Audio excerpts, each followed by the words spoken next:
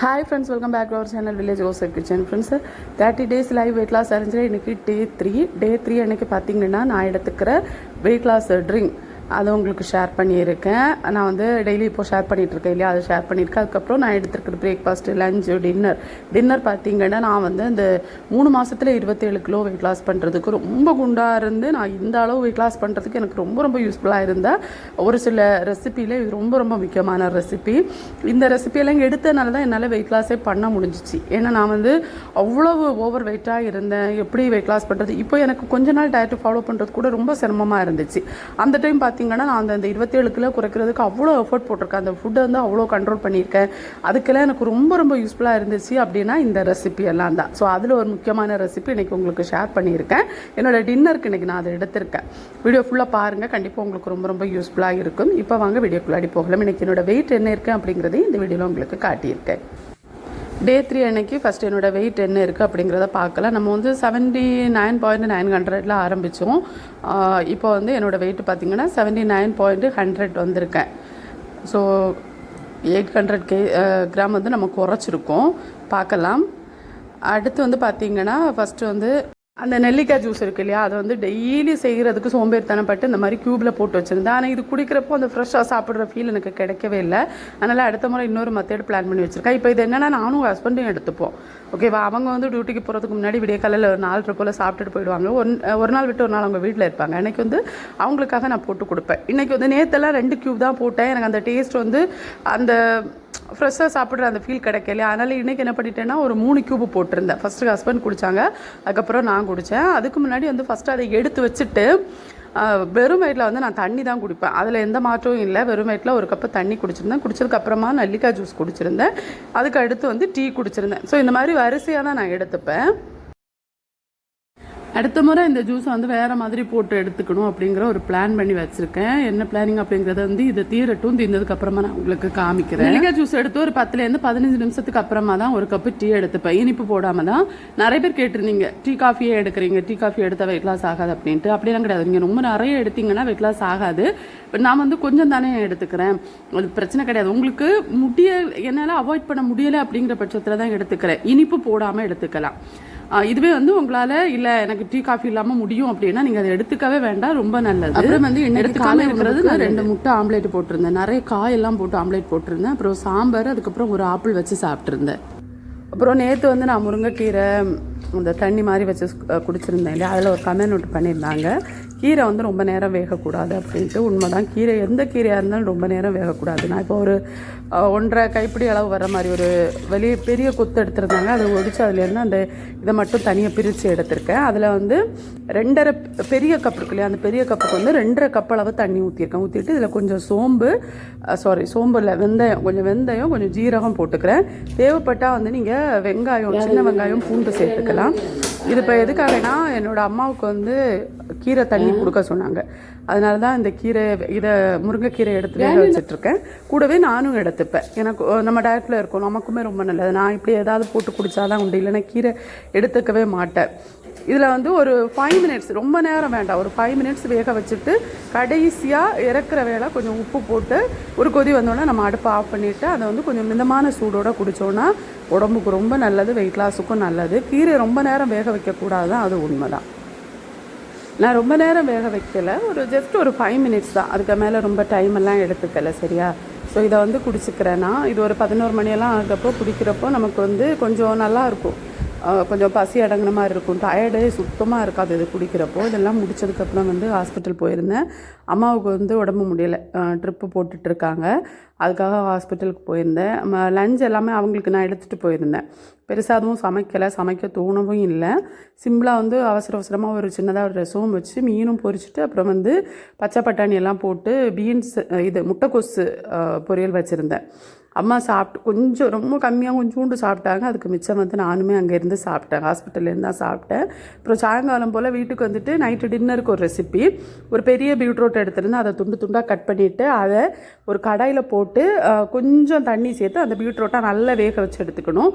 வெந்த பீட்ரூட்டை ஒரு மிக்ஸி ஜாரில் நல்லா ஆறுனதுக்கப்புறமா மிக்ஸி ஜாரில் போட்டு நல்லா அரைச்சி பீட்ரூட்டை இப்போ ஒரு சட்டியில் போட்டுக்கிறேன். போட்டுட்டு இதுக்கு தேவையான மசாலா நம்ம சேர்த்துக்கணும். மசாலானா வேறு எதுவும் கிடையாது, வெறும் இது தேங்காய், துருவின தேங்காய் இருக்குல்ல, ஃப்ரெஷ்ஷாக துருவின தேங்காய் இருக்கணும். தேங்காய், ஜீரகம், பச்சை மிளகாய் இவ்வளவும் போட்டால் போதும். இந்த ரெசிபி நான் ஆல்ரெடி நிறைய முறை ஷேர் பண்ணியிருக்கேன், எனக்கு ரொம்ப பிடிக்கும் இது. அதுக்கப்புறம் வந்து வெள்ளரிக்காவிலையும் இதே மாதிரி பண்ணுவேன். இப்போ பச்சை மிளகா, பூண்டு, அப்புறம் ஜீரகம், தேங்காய் இவ்வளவும் சேர்த்து தயிர் சேர்த்து நல்ல பேஸ்ட்டாக அரைச்சி எடுத்துக்கணும்.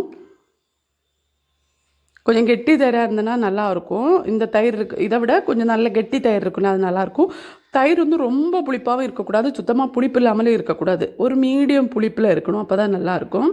இப்போ சட்டியில் போட்டுட்டு அடுப்பை பற்ற வச்சு அதை கொஞ்சம் லைட்டாக ஒரு வதக்கிட்டு அது கூட வந்து அந்த நம்ம பீட்ரூட்டோட அந்த ஒரு ரா ஸ்மெல் இருக்கும், அது போனதுக்கப்புறம் நம்ம வேக வச்சு அரைச்சது தான் இருந்தாலும் லைட்டாக ஒரு வாடை இருக்கும். அந்த வாடை போனதுக்கப்புறமா அரைச்சி வச்சுருக்க தேங்காய் விழுது இருக்கு இல்லையா, அதையும் கூட சேர்த்துட்டு மறுபடியும் நமக்கு கொஞ்சம் தயிர் தேவைப்பட்டால் கொஞ்சம் தயிர் சேர்த்துக்கலாம்.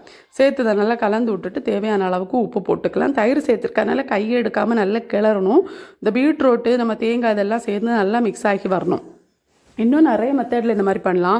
பீட்ரூட்டில் வந்து வேக வச்சுட்டு முழுசாக போட்டு வேக வச்சுட்டு அதை வந்து நம்ம தேங்காய் இது நம்ம கேரட்டெல்லாம் துருவோம்ல, அதில் வச்சு துருவி அது கூட தயிர் மிக்ஸ் பண்ணியும் சாப்பிடலாம். அந்த ரெசிபி நான் ஆல்ரெடி ஷேர் பண்ணியிருக்கேன். ஸோ இந்த மாதிரி நிறைய வெரைட்டியில் வந்து இந்த ரெசிபி செஞ்சு சாப்பிடலாம். இது வந்து தயிர் பச்சை, இது வந்து பீட்ரூட் தயிர். கன்னியாகுமரியெல்லாம் பார்த்தீங்கன்னா கல்யாண வீட்டில் இது தனியாக இருக்கும். இந்த தயிர் பச்சடியில் ஒரு 2-3 வெரைட்டி இருக்கும். அதில் வந்து இது நம்ம பீட்ரூட்டில் பண்ணுவாங்க, அப்புறம் வெள்ளரிக்காவில் பண்ணுவாங்க, இன்னொன்று பண்ணுவாங்க அந்த வெள்ளை பூசணி இருக்கு இல்லையா, அதில் பண்ணுவாங்க, அது ரொம்ப டேஸ்ட்டாக இருக்கும். இப்போ தயிர் தான் சேர்த்துக்கிறேன். நமக்கு கொஞ்சம் குழம்பு மாதிரி வேணும் அப்படின்னா அந்த தயிர் சேர்த்துக்கலாம், சாப்பிட்றப்போ நல்லாயிருக்கும். அதுக்காக அவ்வளோதான். இதில் வந்து இதை கொஞ்சம் நல்லா மிக்ஸ் பண்ணிவிட்டு கொஞ்சம் சூடாகணும், அது வரைக்கும் கொஞ்சம் நல்லா கிளறி விட்டுக்கோங்க. தெரியக்கூடாது, தயிர் சேர்த்துக்கனால தெரியறதுக்கு வாய்ப்பு இருக்குது. இப்போ தேவையான அளவுக்கு உப்பு சேர்த்துக்கிறேன். கடைசியாக வந்து நம்ம தாளித்து கொட்டி இறக்கிட்டோம் அப்படின்னா நம்மளோட பீட்ரூட் தயிர் பச்சடி ரெடி ஆகிடுச்சு. என்னோடய டயட்டில் ரொம்ப ரொம்ப முக்கியமான பங்கு வகிக்கிறது இந்த பச்சடி வெரைட்டிஸ் தான், இந்த தயிர் பச்சடி வெரைட்டிஸு. ஏன்னா அது சாப்பிட்றப்போ அவ்வளோ ஃபில்லிங்காக இருக்கும்.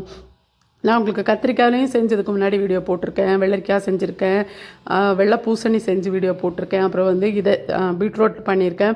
இதெல்லாம் எதுக்காக போடுறேன்னா இதெல்லாம் சாப்பிட்றப்போ நமக்கு வந்து அந்த டயட்டு இன்ட்ரெஸ்டிங்காக இருக்கும். டயட் ரொம்ப போரிங்காக இருக்காது, ஐயோ டயட்டில் உப்பு சப்பு இல்லாமல் சாப்பிட்றோம் அப்படிங்கிற ஃபீலே இருக்காது. அதனால தான் தாளிக்கிறப்போ கொஞ்சம் வந்து நம்ம உளுந்து இருக்கு இல்லையா, அது கொஞ்சம் போட்டு தாளித்தோன்னா நல்லாயிருக்கும். நார்மலாக இந்த ஊர் பக்கம் வந்து உளுந்தெல்லாம் பெருசாக சேர்க்க மாட்டாங்க, ஆனால் உளுந்து போட்டால் நல்லாயிருக்கும். கருவேப்பிலை எல்லாம் போட்டு நம்ம தாளிக்கலாம். நான் இப்போ கொஞ்சம் உளுந்து சேர்த்துருக்கேன், உளுந்து கொஞ்சம் பொன்னிறமாக வதங்கட்டும். கடைசியாக வந்து கொஞ்சம் கருவேப்பிலையும் போட்டு தாளித்து இறக்கிட்டேன்.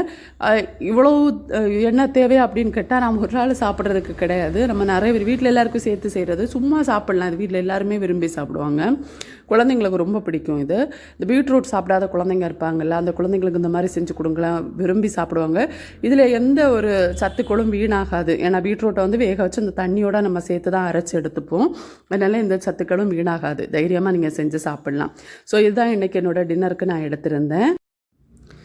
இது ஒரு பவுல் நிறைய நான் எடுத்திருந்தேன், பசி அடங்குற வரைக்கும் சாப்பிட்ற மாதிரி நான் எடுத்திருந்தேன், சாப்பிட்டேன். ஓகேவா, நான் எடுத்திருந்தேன்னு சொல்கிறது சிலர் வந்து அதை இன்றைக்கி எடுத்தேன்னு சொல்கிறேன், சாப்பிட்டேன்னு சொல்லுன்னு சொன்னாங்க. இது வந்து பேச்சு வழக்கில் வர்றது, நான் எடுத்தேன் அப்படின்னு சொல்லியே பழகிடுச்சு. நம்ம பேச்சு வழக்கில் இருக்கிறதெல்லாம் ஒரு வீடியோ ஆன் பண்ணி வச்சுட்டு நம்மளால் டக்குன்னு மாற்ற முடியாது, இருந்தாலும் முயற்சி பண்ணுறேன்னா நான் சாப்பிட்டேன். ஓகே, சாப்பிட்டேன். இந்த வீடியோ கூட பார்த்திங்கன்னா நான் முன்னாடியே ஷூட் பண்ணி வச்சுருந்தது, ஏன்னா இந்த ரெசிபி நான் அடிக்கடி சாப்பிட்றனால நான் அந்த வீடியோ எப்போவுமே சேவ் பண்ணியே வச்சுப்பேன், ஏன்னா அடிக்கடி வீடியோ ஷூட் பண்ண வேண்டாம் அப்படின்ட்டு.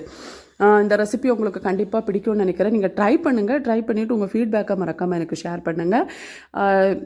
ஹாஸ்பிட்டல், வீடு அப்படி இப்படின்னு ஓடுறது, கொஞ்சம் அலைச்சல், மன உளைச்சல் இதெல்லாம் இருக்கனால கொஞ்சம் வீடியோஸ் எல்லாம் கொஞ்சம் போரிங்காக தான் உங்களுக்கு இருக்குன்னு எனக்கு தெரியும். 2 வருஷமாக அப்புறம் ரொம்ப முக்கியமான விஷயம், வீடியோ பார்க்குற பக்கத்தில் இருக்க சிலர் வந்து நான் வீடியோவில் சொல்லியிருக்க விஷயங்கள், அதாவது அம்மாவுக்கு உடம்பு முடியலை, மாமியாருக்கு உடம்பு முடியலைன்னு ஷேர் பண்ணியிருந்தேன் இல்லையா, அதை பார்த்துட்டு நான் மட்டும்தான் பார்த்துக்கிறேன் அப்படின்னு வீடியோவில் சொன்ன மாதிரி ஒரு ஸ்டேட்மெண்ட் கொடுத்துருந்தாங்க. கொடுத்து அது ஒரு சிலர் வந்து கேட்டு அது சின்னதாக ஒரு சில பிரச்சனைகள் உருவாகுச்சு. நான் எங்கேயுமே அந்த மாதிரி பதிவு பண்ணவே இல்லை, நான் மட்டும்தான் பார்த்துக்கிறேன் அப்படின்னு சொல்லவே இல்லை, எல்லாரும் பார்த்துக்கிறாங்க, என்னோடய பங்களிப்பு நானும் பார்த்துக்கிறேன் அப்படி தான் நான் சொல்லியிருக்கேன். அம்மா அப்பாவே இருக்கட்டும், இல்லை மாமியாரே இருக்கட்டும், எல்லோரும் ஃபேமிலி மொத்தமாக தான் பார்த்துட்ருக்காங்க, நானும் பார்த்துக்கிறேன், அவ்வளோதான். இப்போ நான் பார்த்துக்கிறத நான் வந்து வீடியோவில் ஷேர் பண்ணாமல் இருக்க முடியாது. ஏன்னா லைவ் வெயிட் லாஸ் சேலஞ்சு போட்டுட்ருக்கேன். நான் வேறு எதுவும் பண்ணுறதில்ல, விலாகு கூட பெருசாக பண்ணுறதில்ல. லைவ் வெயிட் லாஸ் சேலஞ்சு போட்டுட்ருக்கேன். சேலஞ்ச் போயிட்டுருக்கு. திடீர்னு இடையில் வந்து ஒரு பிரச்சனை வருது. இப்போ மாமியார் திடீர்னு உடம்பு முடியாமல் ஹாஸ்பிட்டல் ஆகிட்டாங்க. எனக்கு அது மட்டும் பிரச்சனை கிடையாது, ஃபேமிலியில் வேறையும் நிறைய ப்ராப்ளங்கள் இருக்குது. அது கூடவே இதுவும் வர்றப்போ என்னால் அதை வந்து கொண்டு போக முடியாமல் ஒரு கட்டாயம் இருக்கும். போன மாதம் மே மாதம் பார்த்திங்கன்னா கரெக்டாக வந்து வெயிட் லாஸ் சேலஞ்சுக்கு இடையில தான் மாமியார் உடம்பு முடியாமல் ஆச்சு. அப்புறம் வந்து காசு நிறைய பிரச்சனைகள் இருந்ததுனால என்னால் அந்த மற்ற பிரச்சனைகள் அழுத்தத்தினால என்னால் வீடியோஸ் போட முடியலை. அப்போ அது ஷேர் பண்ணுறப்போ நான் வந்து மாமியாருக்கு உடம்பு முடியலை அப்படிங்கிறத விலாகில் ஒரு நாள் ஏதோ சொல்லியிருந்தேன். அம்மா என் கூட நின்னப்போ அம்மா என் கூட இருக்காங்க, அவங்களுக்காக இது செஞ்சுருக்கேன் அப்படிங்கிறதையும் ஏதோ ஒரு நாள் சொல்லியிருந்தேன். அதை போட்டு நான் அப்படி சொன்னேன் இப்படி சொன்னேன்னு திருப்பி போட்டு அது ஒரு பெரிய இது பண்ணிட்டாங்க. என்ன பிரச்சனைனா நான் அப்படி எதுவும் சொல்லலை, எல்லாரும் பார்த்துக்கிறாங்க. எனக்கு அது ஷேர் பண்ணாமலே இருக்க முடியாது. ஏன்னா வீடியோ வந்து ஒருத்தங்க 2 பேர் பார்க்குறது கிடையாது, ஆயிரக்கணக்கில், சில வீடியோஸ் வந்து லட்சக்கணக்கில் வியூஸ் போகுது. அப்போது அவ்வளோ பேருக்கு நான் பதில் சொல்ல வேண்டியதாக இருக்குது. உங்களுக்கு புரியுதா? அவ்வளோ பேருக்கு நான் பதில் சொல்லணும். அவ்வளோ பேர் நம்ம டயட்டை பார்க்குறாங்க, ஃபாலோ பண்ணுறாங்க. திடீர்னு நிப்பாட்டிட்டாங்க, ஏன் நிப்பாட்டிட்டாங்க அப்படிங்கிற கொஸ்டின் வர்றப்போ எனக்கு பொறுப்பு இருக்குது, அதை ஷேர் பண்ண வேண்டிய கட்டாயம் இருக்குது. வேறு எதுவும் நான் ஷேர் பண்ணுறது கிடையாது. இந்த மாதிரி ஹாஸ்பிட்டல் விஷயம் வர்றப்போ மட்டும் அதை நான் இங்கே ஷேர் பண்ணுவேன். இதனால் என்னோட சேலஞ்ச் வந்து பாதியில் நிறுத்திட்டேன் அப்படிங்கிறத நான் ஷேர் பண்ணியிருந்தேன். அவ்வளோதான்.